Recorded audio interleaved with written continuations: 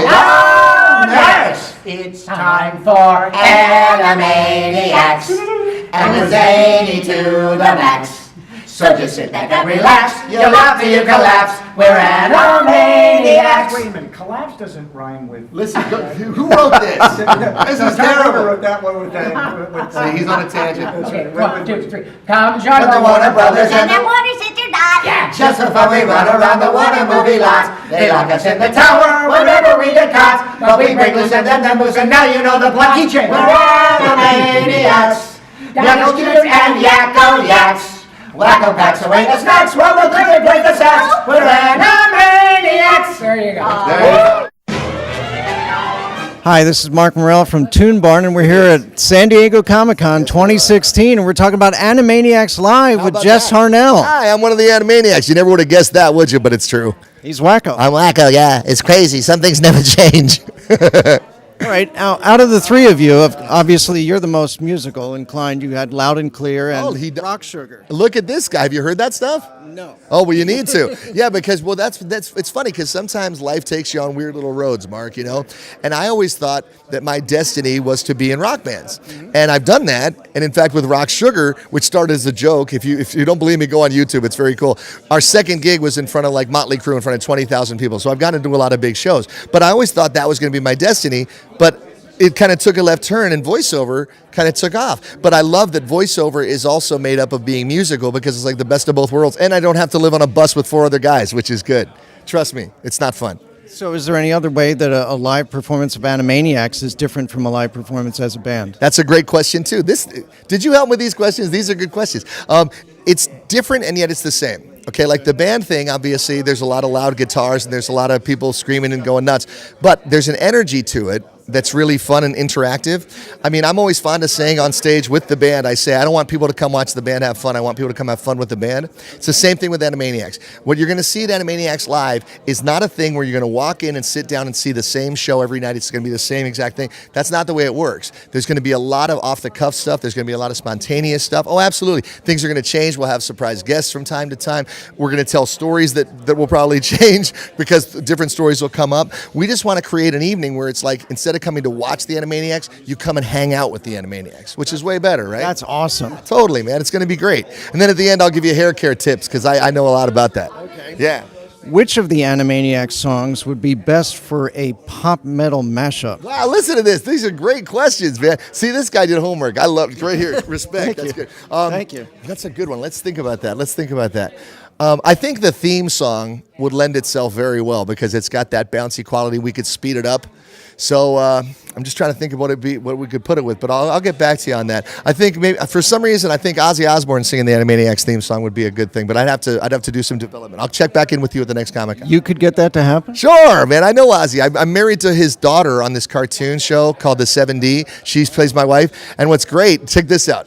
She gave me her phone number, and she also made the mistake of telling me that when her dad calls her, he doesn't block his phone number, and so it comes up private. So I call her and I pretend to be Ozzy, and she believes me. So I make all kinds of plans with her, and then I don't show up. But it's good because she falls for it. I'm like, Kelly, your mother and I were wondering when you're coming over for dinner. We haven't seen you in like 2 weeks. It's crazy. And she believes that I'm him, so it's pretty good. That's great. Well, we want to let everybody know that Animaniacslive.com is where you need to go to get tickets for this. That's right. I think it's just going live like in the next couple weeks, but I know they've been working on it. The little guys with helmets, like the Keebler elves, they come out at night and they go to the internet and they try to make that happen. But yeah, you can go there and find out about tickets and where we're going to be and when we're going to be there. And more importantly, if you're going to be there. Because if you're not going to be there, I'm going to walk out on stage and drop the mic and I'm going to leave. I'm not even kidding. Seriously. All right, just be there. Be there. Okay. For real. All right. Thank you very much. Thank you, Mark. Thanks for the good questions. Come join the Warner Brothers and the Warner Sister Dot. Hi, this is Marc Morrell from ToonBarn, and we're here at San Diego Comic-Con 2016, and we're talking about Animaniacs Live, a tour. Yes. And I'm here with Tress MacNeille, who plays Dot. The Warner sister. Yeah. Okay. So did you have to go back and review some of the episodes just to get ready back in the frame of mind that you need to get back into? It'll take some rehearsing. Yeah, I mean, it's not as if there are so many songs. I mean, if you go online and you look up our music, I was stunned because I had forgotten that there There are hundreds of songs, and so we'll have a good time picking out the very best ones, and of course the perennial faves.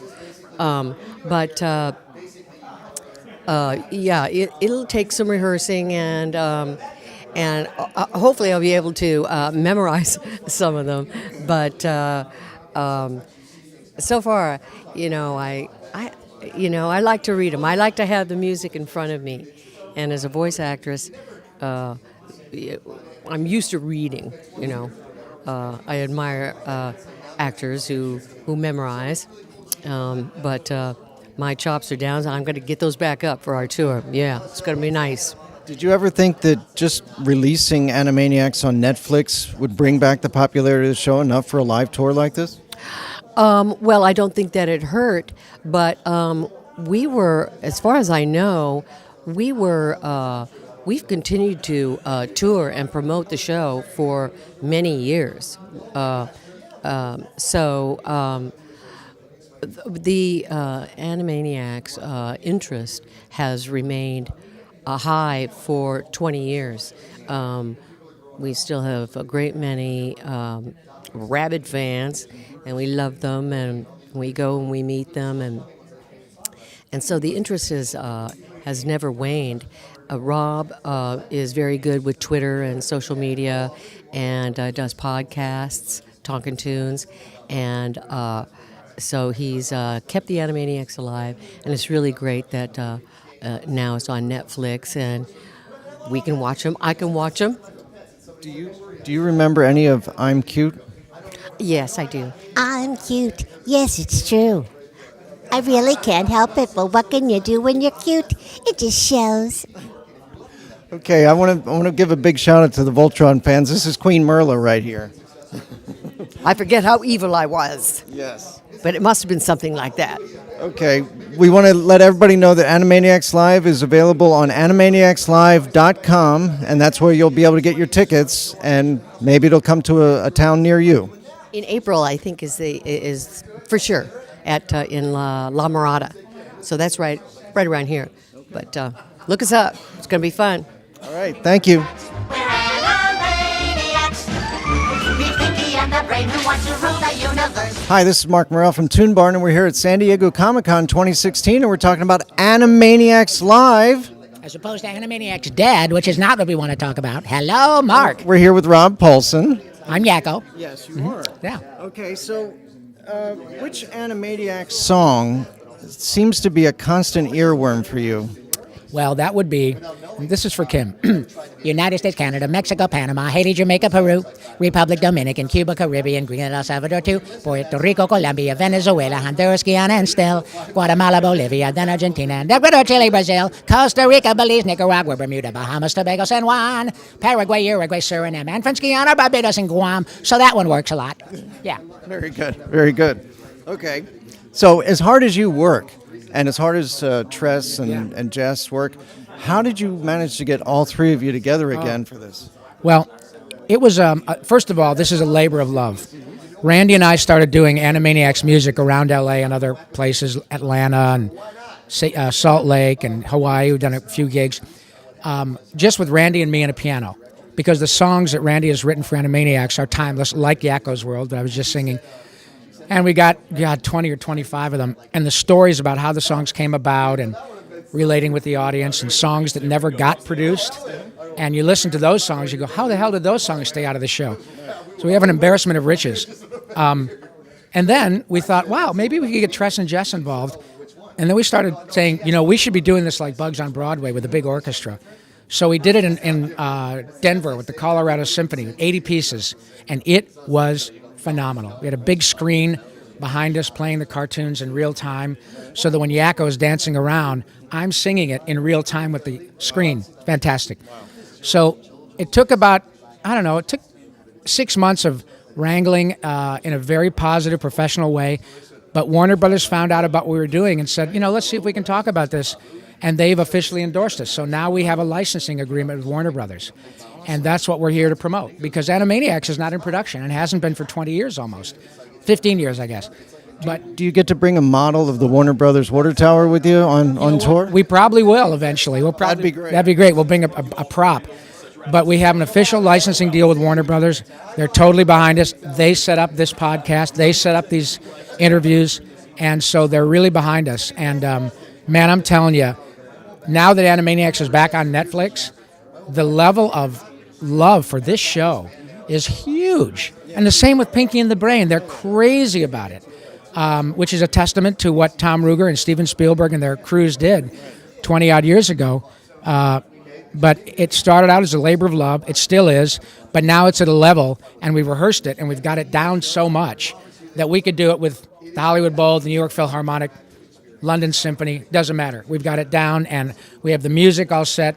We just ship it off to the respective orchestras. They get it. They read it. They learn it. We do it. It's fantastic. That's great. Now, can you tell the audience where they can go as Yakko to be able to get tickets? Yes, I'll tell you right now. You can go to the ticket place. I just made that up. No, the best place to go, and actually, I'm glad you asked because we are going to have a specific Animaniacs Live website, which is being constructed right now just for Animaniacs Live concerts, Marc. But in the meantime, you can follow Rob Paulsen at Yakko Pinky. That's his Twitter following. At Yakko, Yakko, Pinky. Nerf. And you can follow Rob there, me there. See how I step out of my own head? Follow that idiot, Rob Paulsen, at Yakko Pinky, and I will give you updates and be able to send you the link to Animaniacs Live when it's hot.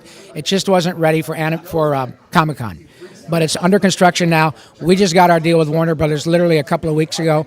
So all of this will be ready to rock and roll, and we will give you information on where you can buy tickets, coupon codes. In the meantime, start tweeting your respective orchestras. Keep in touch with me at Yakko Pinky, and very soon you will know where to buy tickets for the Cleveland Symphony or the Anchorage Philharmonic or wherever. Or the Kimmel Center in Philadelphia. Or the Kimmel Center in Philadelphia, PA. We'll be there, baby. Okay. Thank you very much, Rob. Mark, it was a pleasure. Thank you, Kim. Thank you. Bye.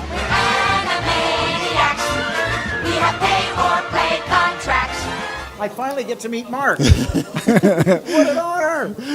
This is Marc Morrell for ToonBarn, and we're here at San Diego Comic-Con 2016. We're talking about Animaniacs Live, which is coming to a town near you. And I'm here with Randy Rogel, the composer. I wrote most of the songs for Animaniacs, and will be sitting at the piano with the orchestra playing. Yes.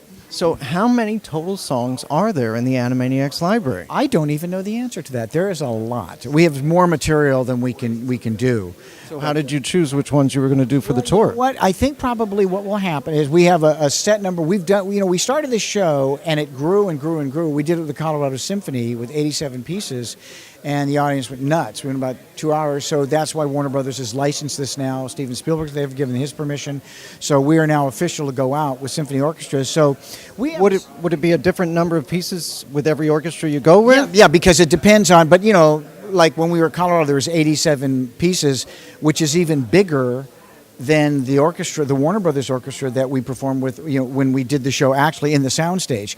I think Utah was 90 pieces. So these are big professional symphonic orchestras, and we've had all the arrangements, redone for those big orchestras. But to answer your question on which songs we do, we have a set number we like to do, but sometimes we'll do this one, sometimes we'll do that one. It can be a little bit of a mix. We don't do the same show. That's great. Exactly, I know. And sometimes the audience wants to say, hey, what about that song? I go, oh, you want to hear that one? We'll do that one.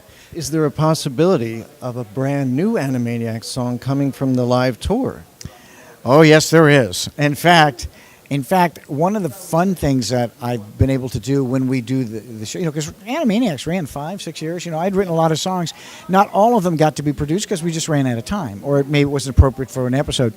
So what I've done in the past, when we've done this show in the smaller version, is I'll say to the audience, well, you just heard this song, but would you like to hear the original lyrics I did before they killed those lyrics? They wouldn't let me sing them. Or I say, would you like to hear a song that got killed? They wouldn't let me do the song. So that would be awesome for Animaniacs fans. I do. So I say, here's the original version of L.A. Dot, or here's the original lyrics of Yakko's Universe. And the audience just go crazy. We usually get huge laughs on that. But, I do actually have some songs I wrote which were never done. And they're really wonderful songs, really clever, just in the same style you remember. So I will resurrect them because, this is the song that that we just didn't do on Animaniacs, and maybe someday we'll resurrect it somehow. Yeah. That's great. Now, where can they go to get tickets? Well, we're going to have a website. It's starting right now. It's called. This is kind of the official kickoff now. It's animaniacslive.com. That's being built right now. Hey, I know that man. That would be Pinky at Yakko. And so we will have the tour will be listed as they begin booking, because the promoters and agents are going out now contacting all the orchestras. It takes a little bit of time because those orchestras book their seasons like a year in advance. So we may be brought in on their normal season or as a special addition to something. I know we're booked right now. For those of you who live in Southern California, where we are right now for Comic-Con in San Diego, we are booked at La Mirada with the La Mirada Symphony Orchestra on April 15th. And they're going to announce that at Comic-Con when we do it. We're going to do the show today, a smaller version of it at 3. We're going to give the audience a taste of what the show will be like. But you'll have to imagine what it'll be like with a whole symphony orchestra behind us. So all of this is going to be coming, and you can also tweet or call your nearest orchestra and say, "Hey, get Animaniacs Live in here," because our people will be booking it in there. So. Cool. Yeah. Well, thank you for joining us on ToonBarn, and wish you all the luck with the tour. Thank you, and come see the show. You'll really have a great time. It's a wonderful show. All right. Okay, nice to meet you, Mark. And you too, Kim. Totally insane, cockamamie.